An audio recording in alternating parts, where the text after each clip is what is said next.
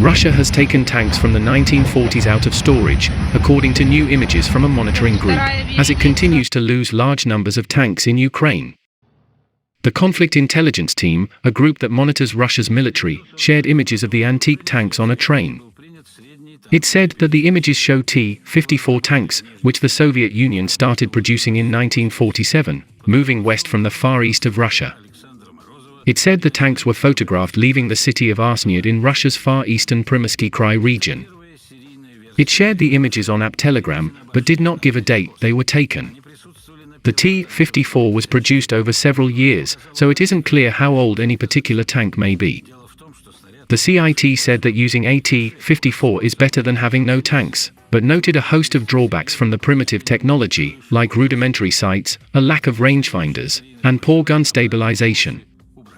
The T-54 and T-55 tanks are a series of Soviet main battle tanks introduced in the years following the Second World War. The first T-54 prototype was completed at Nizhny Tagil by the end of 1945.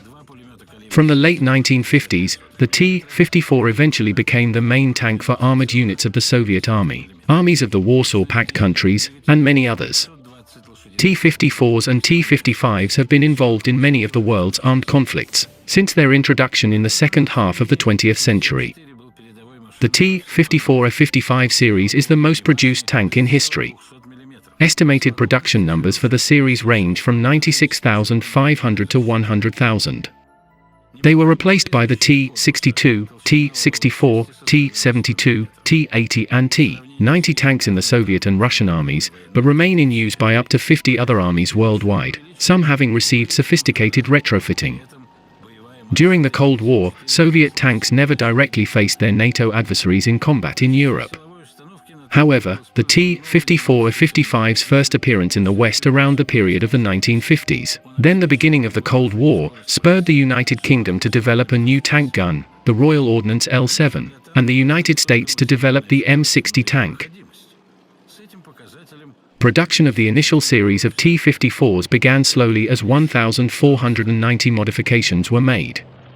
The Red Army received a tank that was superior to World War II designs and theoretically better than the newest tanks of potential opponents, the 100mm gun-fired BR-12 series full-caliber APHE ammunition, which had superior penetration ability when compared to the T-34 that it replaced. The serial production version, designated T-54-1, differed from the second T-54 prototype. It had thicker hull armor, 80mm on the sides, 30mm on the roof and 20mm on the bottom. As production ramped up, quality problems emerged. Production was stopped and an improved T-54-2, Object 137R, version was designed. Several changes were made and a new turret was fitted.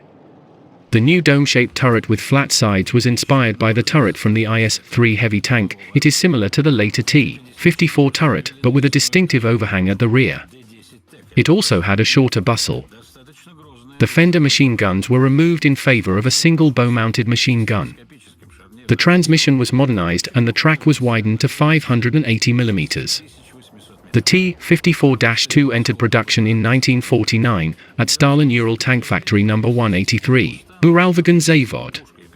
In 1951, a second modernization was made, designated T-54-3, Object 137 shillings, which had a new turret with outside undercuts, and the new Tisha-2-22 telescopic gunner's sight instead of the -20 Tanzanian shillings. The tank featured the TDA smoke generating system. A command version was built, the T-54K, Komandersky, with a second R-113 radio.